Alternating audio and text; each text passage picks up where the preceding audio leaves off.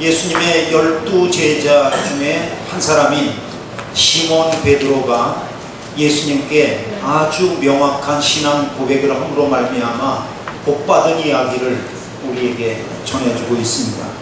예수님께서 제자들과 함께 저 북쪽 헬몬산 아래에 가이사라 빌립보라고 하는 지방에 가셨습니다. 가셨을 때에 예수님께서 제자들에게 물으셨어요. 사람들이 나를 누구라고 하느냐? 그때 제자들이 말합니다. 사람들이 말하기를 예수님을 세례 요한, 엘리야, 또 예레미야나 선지자 중에 한 사람이라고 그렇게 말합니다. 이렇게 대답을 했습니다. 사실 예수님의 제자들이 예수님께 세례 요한, 엘리야, 예레미야나 선지자 중에 하나라고 말한 것은 굉장히 예수님을 높게 평가한 얘기들만 듣기 좋게 말씀드린 거예요. 왜 그랬냐 하면 예수님 당시에 많은 사람들은 예수님을 그렇게 좋게 평가하지 못한 사람들이 많았어요. 그래서 예수님을 뭐라고 생각했냐면 미쳤다고 했어요. 또 예루살렘에서 내려온 서기관들은 예수님이 귀신의 왕 바알세불이 사로잡혀가지고 귀신을 내어 쫓고 있다고 그렇게 봤어요. 또 어떤 사람들은 예수님을 미혹하는 자라고 그렇게 말했어요. 미혹하라고 하는 자라고 하는 것은 우리 오늘날로 말하면 사기꾼이라는 뜻이에요. 종교 사기꾼. 그런데 그러한 얘기들은 다 빼고 예수님을 세례 요한, 또 엘리야, 예레미야나 선지자 중에 하나라고 말하는 것은 예수님 듣기에 좋으시라고 그렇게 지금 말씀드리는 거예요. 그런데 중요한 것은 예수님의 반응입니다. 예수님이 아무 말씀이 없으신 거예요. 우리 주목해야 됩니다. 예수님께서 그 대답을 만족해하지 않는다는 말씀이에요.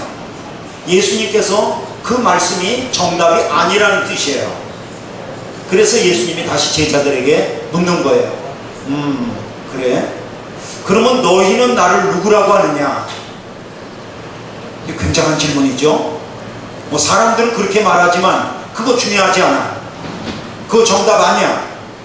그러나 너희들은 나를 누구라고 하느냐?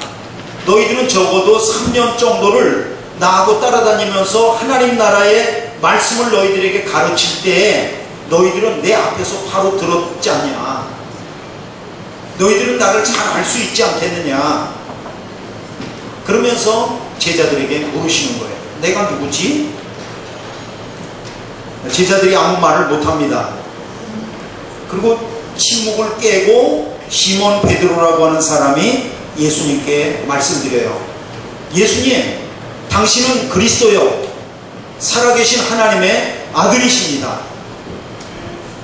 그렇게 말할 때 예수님이 바로 이어서 오늘 그 17절로부터 19절까지의 말씀을 하시는데 한번 같이 읽어보겠습니다. 17절로 19절입니다. 시작. 예수께서 대답하여 이르시되 바요나 시몬아 내가 복이 있도다. 이를 내게 알게 한 이는 혈육이 아니요 하늘에 계신 내 아버지시니라. 또 내가 내게 이르노니 너는 베드로라. 내가 이 반석 위에 내 교회를 세우리니 음부의 권세가 이기지 못하리라. 내가 천국 열쇠를 내게 주리니 내가 땅에서 무엇이든지 매면 하늘에서도 매일 것이요 네가 땅에서 무엇이든지 풀면 하늘에서도 풀리리라 하시고. 여러분, 지금 베드로가 예수님께 대해서 신앙 고백하는 내용을 17절로부터 19절까지 읽으셨는데요. 여러분 느낌이 좀 없으십니까? 한 2톤 정도가 예수님이 목소리가 높아지셔갖고 그렇게 말씀하시는 그 느낌이 혹시 오시는지요? 저는 성경을 마태, 마가, 누가, 요한복음을 다 읽어봤는데 그 중에서 예수님께서 이렇게 좋아하시고 예수님께서 이렇게 만족해 하시고, 예수님께서 이렇게 기뻐하시고, 예수님께서 이렇게 흥분하시는 장면을 본 적이 없어요. 한 2톤 정도가 높아져 갖고 우리가 지금 읽는 그런 톤이 아니에요. 하여나 시몬아 내가 복이 있다 막 그러면서 깜짝 놀라면서 너무 좋으셔서 말씀하는 게 눈에 이렇게 막 보여요. 그게 보여요. 이게 무슨 말씀일까요? 이것은 정말로 그 사수가 활을 쐈을 때 활이 날아가서 관역에 여러 개의 동그라미가 있는데 그 중에 제일 가운데 10점 만점 중에 10점을 맞췄을 때에 예수님이 하시는 그 기쁨과 흥분이 이 예수님의 말씀 속에 담겨 있어요. 예수님 왜 이렇게 좋아하실까? 예수님 왜 이렇게 흥분하실까? 예수님 왜 이렇게 기뻐하실까? 왜 그러냐면 예수님을 정확히 알아주시는 것을 예수님이 좋아하시기 때문에 그래요. 그리고 그것이 중요하기 때문에 그렇습니다. 여러분, 우리가 신앙생활하면서 뭐 이런 것 저런 것들이 있지만 가장 기본 중에 기본이라고 한다면 그거는 예수님을 누구로 보느냐, 나는 예수님을 누구로 알고 계신가, 그게 제일 기본 중에 기본이라는 것을 우리에게 가르쳐 주고 있습니다. 오늘 예수님의 말씀은 두 가지 측면에서 매우 중요합니다. 하나는 예수님께도 중요하고요, 하나는 우리에게도 중요합니다. 예수님께 대하여서 왜 중요하냐면, 특별히 오늘 이 말씀을 어디서 주셨냐면 가이사랴 빌립보에서 주신 거예요. 이 가이사랴 빌립보는 헬몬산 바로 아래에 있는데 아주 산들과 물과 경치가 아주 빼어난 곳입니다. 그리고 거기에서 여행을 마치시면 예수님이 제자들과 함께 어디로 가시냐 그러면 예루살렘으로 가실 거예요. 그리고 예루살렘에 가시면 예수님은 십자가에 달려 죽게 되실 거예요. 이게 마지막 여행이에요. 이 마지막 여행을 하면서 죽음을 앞두시고 제자들이 나를 누구로 알고 있는지 라고 하는 것은 굉장히 중요해요. 왜냐하면 예수님이 그리스도이시고 하나님의 아들이시고 이런 것들을 알지 못하고 예수님이 십자가에 달려 죽으시면 그거는 예수님이 평범한 사람의, 보통 사람의 죽음인 거예요. 보통 사람의 죽음인 거예요. 그냥 보통 사람이 십자가에 매달리면 그냥 그 사람이 자기 죄로 죽는 거예요. 그러나 그리스도이신 예수님이, 또 하나님의 아들이신 예수님이 십자가에 달려 죽으시면 이거는 구속 사역이 되는 거예요.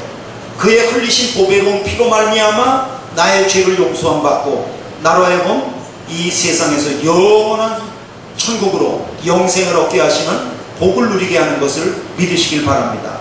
그래서 예수님께서는 사람들이 나를 제대로 알고 있는지, 또 예수님을 3년 동안 따라다닌 제자들이 알고 있는지 그것을 물으시는 거예요.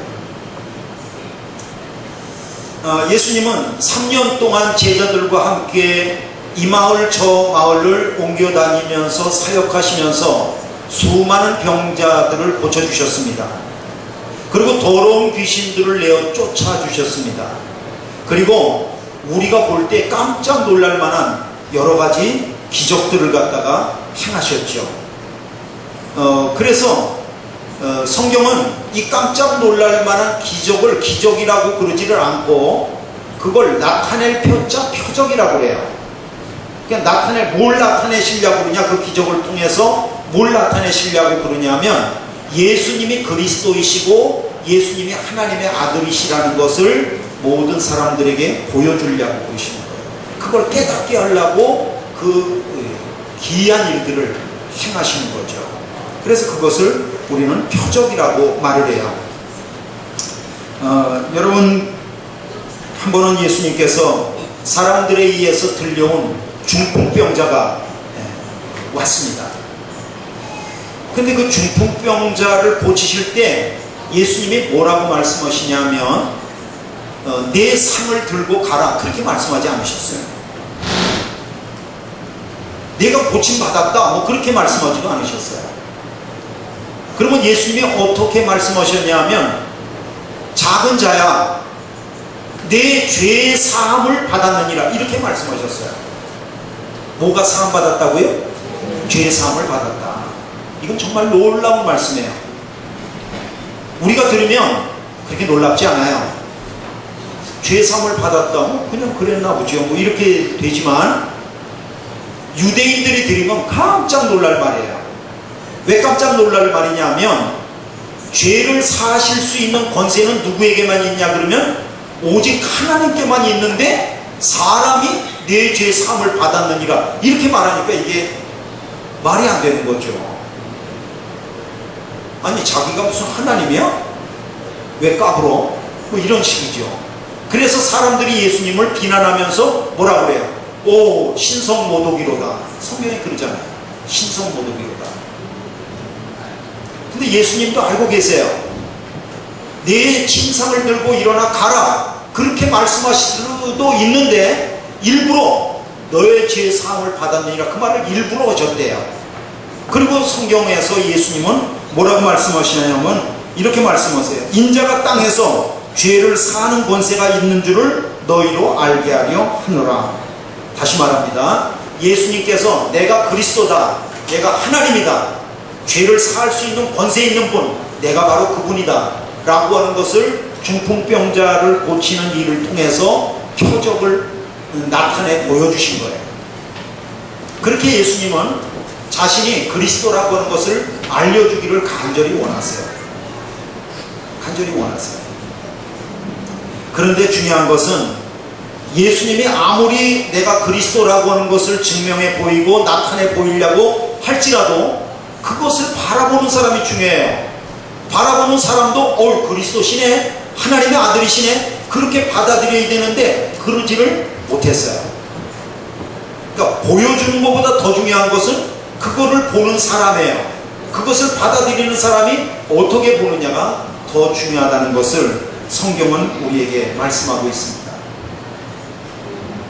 오늘 이 가이사라 필립보 지방에 오시기 전에 예수님께서 어떤 표적을 행하셨냐 그러면 물고기 2마리와 보리떡 5개로 5,000명을 먹이시는 그런 표적을 행하셨어요.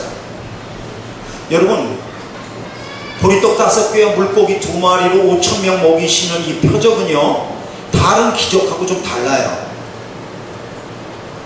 이거는 뭐 우연하게 될 수도 있을 수도 있다 막 이렇게 막 깎아내려서 생각할 수도 있겠지만 그 광야에서 5,000명을 이건 너무 깜짝 놀란 거예요. 그러고 나서 그 무리들의 반응이 뭐예요? 와, 예수님을 갖다가 우리가 잘 쫓아다니면 우리가 결코 배고프지 않을 수 있겠구나. 그래서 성경의 요한복음에 보면은 마태, 마가, 누가에는 기록되어 있지 않지만 요한복음에는 그들이 예수님을 억지로 붙잡아 임금 삼으려 했다는 거예요.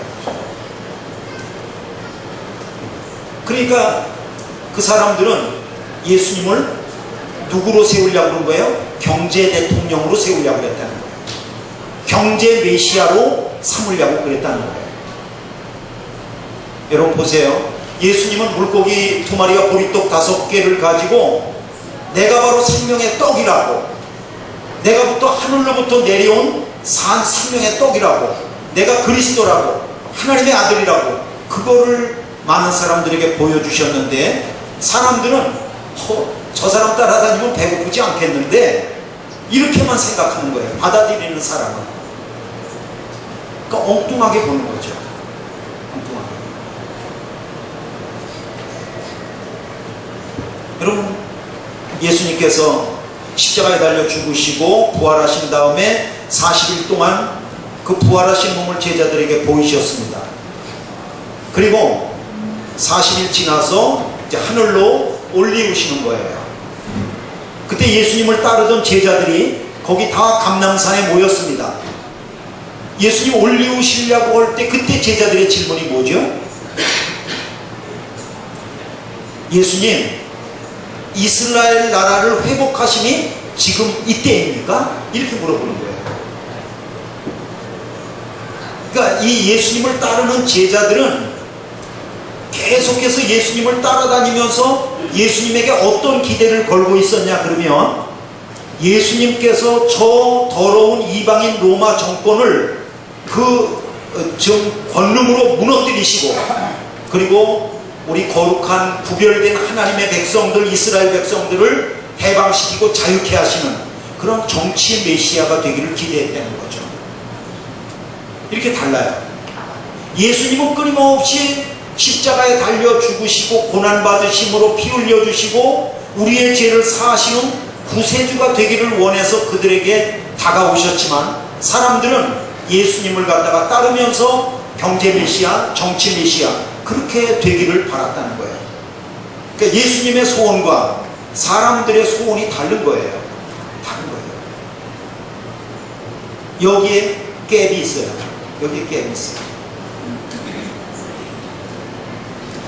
만약에 예수님께서 그리스도라고 하는 것과 하나님의 아들이라는 것을 사람들에게 알려주지 않고 제자들에게 명확하게 심어주지 않고 십자가에 달려 죽으신다면, 그것은 보통 사람의 죽음이고 이웃 아저씨의 죽음이고 정치혁명을 꿈꾸던 한 젊은 청년의 어리석은 죽음이고 사람들을 미혹하던 사람들의 아까운 죽음이고 뭐 그런 정도의 죽음밖에는 안 돼요.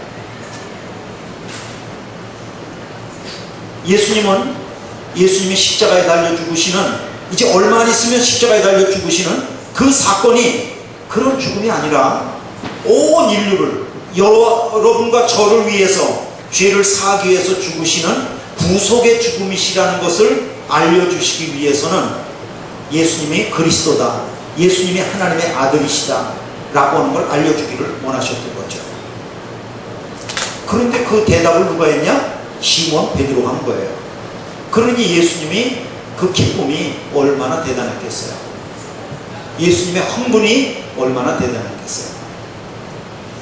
그래서 예수님 곧바로 말하시잖아요. 내가 예루살렘에 올라간다. 올라가면 대제사장들과 서기관들에 의하여서 십자가에 달릴 것이고 죽은 지 3일 만에 부활할 것이다. 메시아 비밀을 처음으로 발표하시는 거예요. 이 자리에서. 이제는 죽어도 되겠다는 거예요. 너희들이 내가 그리스도라는 거, 하나님 아들이라는 거 알고 있지? 그래, 됐어. 그럼 내가 죽어도 된다. 그러고 가시는 거예요. 그래서 제자들과 사람들이 알아주는 것이 예수님 편에서 큰 유익이다. 그걸 예수님이 원하셨다. 그러면 사람들 편에서는 왜 예수님이 그리스도가 되시고 예수님이 하나님의 아들 되시는 것을 아는 것이 중요하냐 그러면요, 그것은 우리가 예수님을 믿음으로 말미암아 죄사함 받고 또 하나님의 백성 되어지는 그런 복을 누리게 된다는 것을 성경이 말씀하고 있어요. 시몬 베드로가 오늘 예수님께 그리스도요 하나님의 아들이라고 명확하게 신앙 고백할 때 예수님이 하신 말씀이 뭐예요? 첫 마디가 바요나 시몬아 내가 복이 있도다. 원문은 어떻게 되어 있냐면 복이 있도다 너요 시몬 베드로요 이렇게 되어 있어요. 복이 있도다. 복부터 얘기를 하시는 거예요. 이게 첫 단어예요. 첫 단어. 복이 있도다. 그러니까 예수님을 그리스도로 하나님의 아들로 고백하는 것이 우리들에게는 정말 큰 복이다. 그것이 제일 큰 복이다. 저는 베드로가 이러한 복을 받았는데 이거는 다만 베드로만의 복이 아니고 우리도 예수님을 그리스도라고 또 예수님을 하나님의 아들이시라고 예수님은 보통 사람보다 조금 훌륭하신 분이라고 그 정도가 아니고 하나님이시라고 그리스도라고 그렇게 고백하는 사람들에게는 오늘 베드로가 받았던 복을 우리도 동일하게 받을 것을 믿으시길 바랍니다. 베드로에게 선포한 복은 내 복입니다. 여러분의 복입니다. 그 복이 뭐냐면 세 가지예요. 첫째는 너는 베드로라 그렇게 말씀해 주셨어요. 여러분 베드로라고 하는 말은 반석, 넓은 바위 그런 뜻이에요. 여러분 얼마나 사람이 변덕스러워요. 이익이 되면 얼마든지 달려듭니다. 손해가 되면 뒤로 오시니 도망갑니다. 그게 우리입니다. 우리는 늘 변합니다. 약속한 것도 어떤 때는 변할 때도 있고요. 우리는 늘 그렇게 변할 때가 많아요. 그러나 예수님을 하나님의 아들이시고 그리스도라고 하는 것을 신앙 고백을 하고 따르게 되어질 때 우리 믿음이 흔들리지 않는 반석 위에 세워진 그런 사람이 된다는 거예요. 충성스러운 사람이 된다는 거예요. 흔들리지 않고 변질되지 않는 그런 사람이 된다는 것을 말씀하신 거예요. 이거 얼마나 큰 복이에요. 그게 복이죠. 두 번째로 예수님께서 베드로에게 주신 복이 뭐냐면 내가 이 반석 위에 내 교회를 세우리니 음부의 권세가 이기지 못하리라. 그렇게 말씀해 주셨어요. 예수님께서는 베드로가 주는 그리스도시요 살아계신 하나님의 아들이십니다라고 하는 신앙 고백 위에다가 예수님의 교회를 세워주신다는 거예요. 예수님의 교회. 그러므로 우리는 이 말씀을 가만히 생각해 보면 우리가 물론 기도 많이 해야 되겠지만 기도 좀 어떤 때 못해도 괜찮아요. 어떤 때 헌금 좀 못해도 괜찮아요. 어떤 때 봉사활동 조금 교회에서 못해도 괜찮아요. 그러나 이것만큼은 전혀 괜찮지 않은 게 있어요. 그 괜찮지 않은 게 뭐냐면 예수님이 그리스도이십니다. 예수님이 하나님의 아들이십니다. 이거는 좀 못하면 이건 큰일 나요. 이건 큰일 나요. 왜냐하면 예수님께서는 이 든든한 신앙 고백 위에다가 교회를 세우신다고 그랬으니까. 예수님은 돈 위에다 교회를 세우거나 사람의 열심 위에다 교회를 세우거나 사람의 어떤 지식이나 사회적인 신분 위에다 교회를 세우거나 그러는 것이 아니고 예수님이 그리스도라고 하나님의 아들이시라고 고백하는 사람들 위에다가 교회를 든든하게 세우신다는 거예요. 그러므로 어떤 교회가 든든한 교회냐 그러면 예수님을 정확히 알고 따라가고 신앙 고백하는 성도들이 많은 교회들이 그 교회가 든든한 교회예요. 저는 우리 교회가 이런 교회가 되기를 그렇게 바랍니다. 이것도 복이에요. 그 다음에 세 번째 예수님께서 베드로에게 주신 복이 뭐냐면 천국 열쇠예요. 베드로야, 내가 너에게 천국 열쇠를 준다. 네가 땅에서 매면 하늘도 매일 것이다. 베드로야, 내가 땅에서 풀면 하늘에서도 풀 것이다. 하늘을 풀고 닫는 그 열쇠를 너에게 준다는 거예요. 너에게. 그러니까 베드로 개인에게 준다는 것이 아니고 너와 같이 이렇게 신앙 고백을 하는 사람들, 예수님을 그리스도라고 예수님을 하나님의 아들이시라고 신앙 고백하는 사람은 하늘나라를 열고 닫는 권세를 주신다는 거예요. 하늘이 어디 있는지요 이런 것에 대해서 우리 구체적으로 잘 설명할 게 없지만 이거는 정말 큰 권세라는 것은 느낌으로 와요. 느낌으로 와요. 이런 그리스도인들에게 그 신앙 고백을 할 때 큰 권세가 우리에게 주어지고 있다고 하는 것을 예수님은 말씀하고 있습니다. 우리는 살아가면서 세상에 풍성한 소유할 수 있는 것 이런 것들이 복이 된다고 생각하면서 집착하려고 그럴 때가 많죠. 물론 복의 근원 대신 하나님의 복들 중에 하나이면 틀림이 없습니다. 그러나 그것은 우리가 일생을 사는 동안만 필요할 때가 많아요. 건강의 축복, 물질의 축복, 또 공부 잘해갖고 좋은 직장 가는 축복, 그런 것들이요. 그건 우리 일생 동안만 필요한 거예요. 그러나 우리 일생과 더불어서 영원한 세계, 하나님과 영생하는, 영원히 동행하는 그러한 축복은 예수님이 나의 하나님이십니다. 예수님이 그리스도이십니다. 라고 고백하는 사람들에게 주어지는 것이야말로 정말 큰 복이라고 하는 것을 성경은 우리에게 말씀하고 있습니다. 예수님은 제자들에게만 물으셨을 뿐만 아니라 오늘 이 말씀을 듣고 있는 저와 여러분들에게도 동일하게 묻고 계십니다. 뭐라고 물으시냐면 너는 나를 누구라고 하느냐 이렇게 물으시는 거예요. 그리고 이 질문은 한 번으로 끝나는 질문이 아니고 우리가 매일매일 평생 살아가면서 예수님은 나에게 어떤 분이신가? 예수님은 나에게 도대체 무엇이란 말인가? 예수님은 나에게 누구신가? 이거를 매일매일 질문하면서 예수님과 나와 관계, 그리고 내가 예수님을 어떻게 보고 있느냐고 하는 신앙 고백은 매번 그거는 새롭게 정확하게 그렇게 정립되어져야 됩니다. 그렇게 되어지면 베드로에게 오늘 선포하셨던 천국 열쇠의 복, 그리고 변하지 않는 충성스러운 삶의 복, 그리고 무엇보다도 정말 교회를 우리 위에 세우시는 충성스러운 일꾼이 되는 그러한 복, 이런 복들을 우리에게 주실 줄로 믿습니다. 모쪼록 오늘 예수님이 그리스도이십니다. 예수님이 하나님의 아들이십니다. 이 땅에 오셔서 십자가에 못 박혀 죽으시고 피 흘려 주심으로 그 피로 나를 마귀의 올무에서 끄집어내셔서 자유케 하셨습니다. 저는 이제 하나님의 자녀입니다. 예수님 나의 주님이십니다.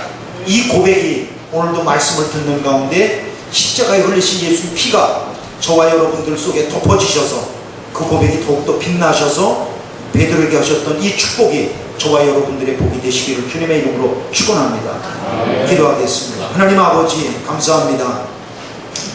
베드로가 그리스도라고 하나님의 아들이라고 고백할 때 너무 좋아하시던 그 예수님의 모습이 오늘 나와 예수님과의 모습 속에서 드러날 수 있도록 인도하여 주시옵소서. 예수님의 이름으로 기도하였습니다. 아멘.